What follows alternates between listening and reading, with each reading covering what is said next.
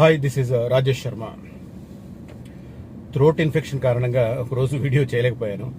ఇవాళ కూడా ఉంది feverish and throat infection. But ఒక అప్డేట్ ఫ్యూచర్ సిటీకి సంబంధించి ఇద్దామని ఈ వీడియో చేస్తున్నాను.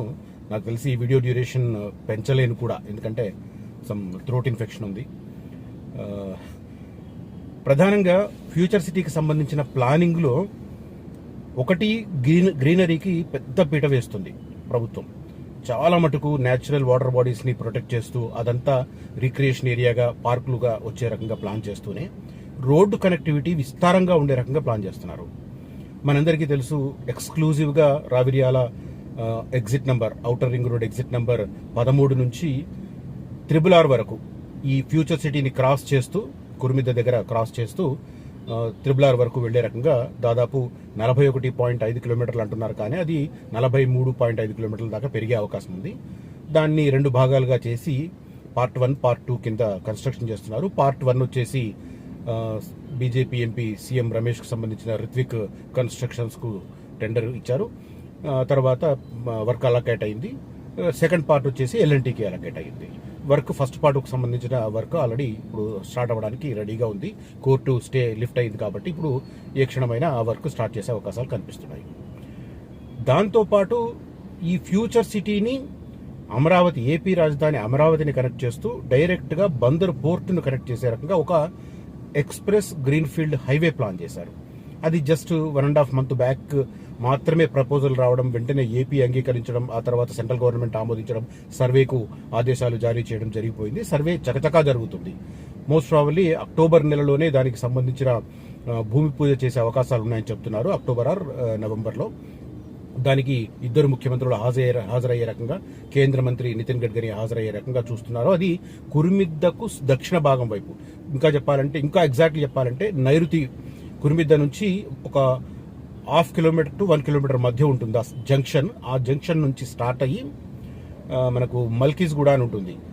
యాచారం అండ్ మేడిపల్లి మధ్య మల్కీస్గూడ అని ఒక విలేజ్ ఉంటుంది. అక్కడి నుంచి వెళ్ళి నాగార్జున సాగర్ రోడ్డును క్రాస్ చేసి అమరావతి నుంచి బందర్ పోర్టు దాకా ప్లాన్ చేస్తున్నారు.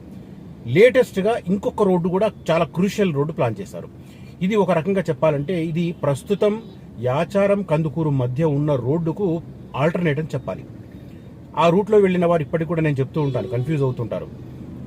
ఏంటంటే కొత్తూరు ఎక్స్ రోడ్ నుంచి అమెజాన్ డాటా సెంటర్ దాకా ఉన్న 200 ఫీట్ రోడ్డు ఎక్స్టెన్షనే ఆ మీర్ ఖాన్ పేట నుంచి నందివనపర్తి నుంచి అలా వెళ్తుంది యాచారం వరకు అని చాలా మంది ఇప్పటికి కూడా భ్రమల్లో ఉన్నారు. ఎందుకంటే అక్కడ రోడ్డు వరకు జరిగినట్టుగా కనిపిస్తుంటది కాబట్టి. నిజానికి ఆ రోడ్డును పక్కన పెట్టి 4 ఏళ్లు దాటింది. 2021లోనే కేసీఆర్ గవర్నమెంట్ పక్కన పెట్టడం వల్ల ఇప్పటికే ఆ రోడ్డు అలాగే ఉంది. ఇప్పటికి కూడా ఆ రూట్లో ఉన్న వాళ్ళు అదే పెద్ద రోడ్డు, అదే 200 ఫీట్ల రోడ్డు అని అక్కడ భారీ ప్రైసులతో వాళ్ళ వెంచర్లు అమ్ముకునే ప్రయత్నం చేస్తున్నారు. అది అక్కడ కాదు. అమెజాన్ డాటా సెంటర్ తర్వాత ఒక టెంపుల్ ఉంటుంది. ఆ టెంపుల్ దగ్గరే 200 ఫీట్ రోడ్ ఎండ్ అయిపోతుంది. నార్త్ నుంచి వచ్చే 330 ఫీట్ రోడ్డు అక్కడ నుంచి ముందుకెళ్ళి కురుమిద్ద దగ్గర వచ్చే జంక్షన్ నుంచి స్టార్ట్ అయ్యి అది మళ్ళీ అటు మాల్ వైపు ఒక రోడ్డు, ఇటు అమరావతి వైపు ఒక రోడ్డు, అట్లా ప్లాన్ చేశారు. బట్ ఈ ఎగ్జిస్టింగ్ ఉన్న రోడ్డుని ఏం చేయాలి? ఎక్స్పెన్షన్ చేసే స్కోప్ ఉందా అంటే లేదు. ఇప్పుడు మీర్ ఖాన్ పేట నుంచి ఆ మెర్క్యూరీ టౌన్షిప్ నుంచి అలా వెళ్తుంది. ఆ రోడ్డు ఎక్స్పెన్షన్ కాదు అంతే.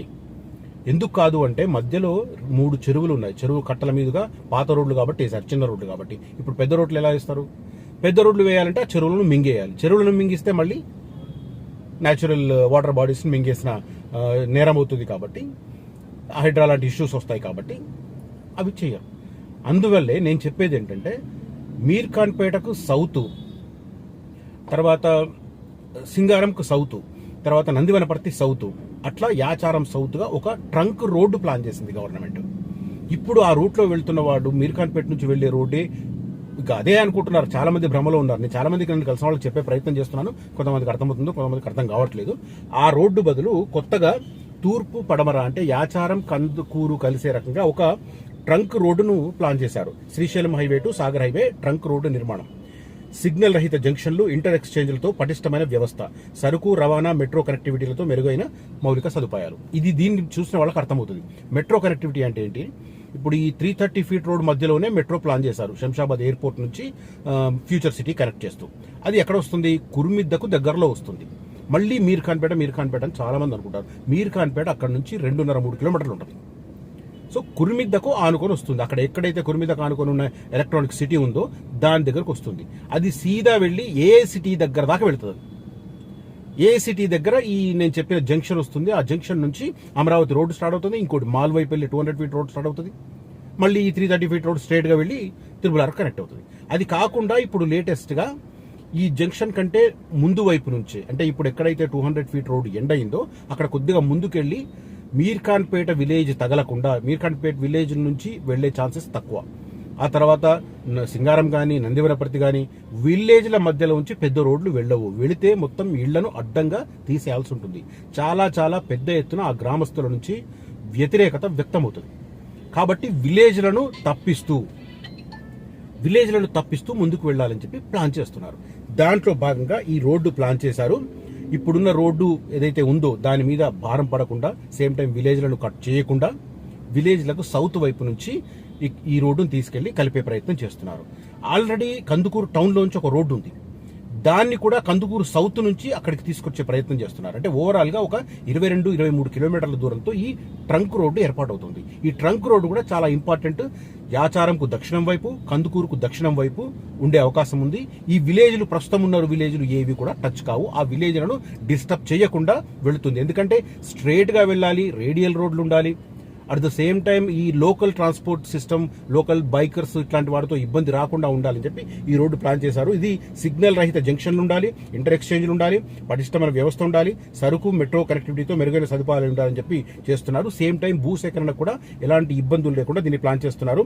భారత్ ఫ్యూచర్ సిటీలో అత్యంత కీలకం మౌలిక సదుపాయాల అభివృద్ధి. అందుకే భవిష్యత్తు నగర చుట్టూ గ్రీన్ఫీల్డ్ రహదారులు నిర్మిస్తున్నారు. దాంట్లో భాగంగా శ్రీశైలం హైవేను, సాగర్ హైవేను అనుసంధానించనున్నారు. తెలంగాణ ప్రభుత్వం పారిశ్రామిక మౌలిక సదుపాయాల సంస్థ ఐఐసీనే ఈ రోడ్డు కనెక్ట్ చేస్తుంది. మళ్ళీ డబ్బులు ఎక్కడ అని చాలా మంది అనుకుంటుంటారు. ఎఫ్సిడిఏ కింద చేస్తున్న కీలక పారిశ్రామిక ప్రాంతాల గుండా వెళుతుంది. దీంతో సమతుల్య పట్టణాభివృద్ధి సాధ్యమవుతుంది అని చెప్పి తూర్పు పడమర ట్రంక్ రోడ్డును ఈస్ట్ వెస్ట్ ట్రంక్ రోడ్డుగా దీన్ని పేల్చే ప్రయత్నం చేస్తున్నారు. దానికి సంబంధించి శరవేగంగా పావులు కదుపుతున్న పరిస్థితి. ఇది అప్డేట్ మీకు ఇద్దామనే ఉద్దేశంతో ఈ వీడియో చేస్తున్నాను. ఈ కంటెంట్ కనుక నచ్చితే ఈ వీడియోను లైక్ చేయండి, షేర్ చేయండి. అదే రకంగా అసలైన ఫ్యూచర్ సిటీలో ఇన్వెస్ట్ చేయాలనుకున్న వారు కాంటాక్ట్ చేయండి దానికి సంబంధించి. ఎందుకంటే చాలా మంది రకరకాలుగా మభ్యపెడుతున్నారు. ఇది అని చెప్పి మొత్తం 56 గ్రామాల పరిధిలో ఒకేసారి రాదు. ఫస్ట్ వచ్చేది కుర్మిద్ద, తాడిపర్తి, నానక్ నగర్ అండ్ మేడిపల్లి మాత్రమే ఫస్ట్ వస్తుంది. యాచారం కూడా దగ్గరుంటుంది. మిగతా ప్రాంతాలు ఏవి కూడా కావు. కాబట్టి దయచేసి ఆ ఏరియాలో తిరిగి పొరపాటు పడద్దు. అక్కడ లోకల్లో ఉండే టమార విద్యలు తెలిసిన ఏజెంట్లు ఉంటారు కింది స్థాయిలో. దయచేసి వాళ్ళ బారిన పడొద్దు అని చెప్పి నేను రిక్వెస్ట్ చేస్తున్నాను. సరైన ఇన్ఫర్మేషన్ ఇచ్చిన వాళ్ళ దగ్గర తీసుకోండి. ప్రభుత్వానికి సంబంధించిన ఆథెంటిక్ రిపోర్ట్స్ చూపించిన వాళ్ళ దగ్గర కొనుగోలు చేయండి.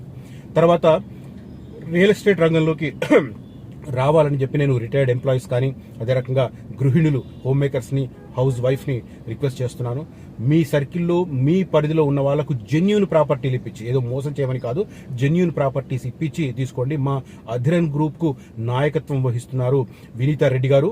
ఆమె సారథ్యంలో మీకు తర్ఫీదునిచ్చి మిమ్మల్ని రియల్ ఎస్టేట్ బిజినెస్లోకి తీసుకొస్తారు. మీ జీవిత లక్ష్యాలను చేరుకోవడానికి అందుబాటులో ఉంటుంది. కాబట్టి గృహిణులు కూడా ఎలాంటి ఇబ్బంది లేకుండా రావచ్చు. చాలా మంది అనుకుంటారు మేము రియల్ ఎస్టేట్లోకి ఎందుకు అని చెప్పి గృహిణులు అనుకుంటారు. కానీ వినీతా రెడ్డి గారు 30 సంవత్సరాల నుంచి, అంటే రియల్ ఎస్టేట్ రంగంలోకి మామూలుగా మగవాళ్లే రావడానికి భయపడే రోజుల్లో ఆమె రియల్ ఎస్టేట్ రంగంలోకి వచ్చారు. 90లలో 32 సంవత్సరాల నుంచి ఆమె ఫీల్డ్లో ఉన్నారు. అలాంటి వారి పరిధిలో అలాంటి చాలా మంది మహిళలు కూడా ముందుకు వస్తున్నారు. కాబట్టి మహిళలకు ప్రత్యేకంగా విజ్ఞప్తి చేస్తున్నాను. తర్వాత రిటైర్డ్ ఎంప్లాయీస్ కూడా మీకున్న కొద్ది సమయాన్ని, మీకున్న కాంట్రాక్ట్స్ ఉపయోగించుకొని మీరు అంటే ఖాళీ సమయాన్ని వాడుకొని సంపాదించుకునే అవకాశం ఉంటుంది. కాబట్టి రియల్ ఎస్టేట్ రంగంలోకి వచ్చేవారు కూడా కనిపిస్తున్న నెంబర్లో కాంటాక్ట్ చేయవచ్చు. Thank you for watching this video. Signing off Rajesh Sharma.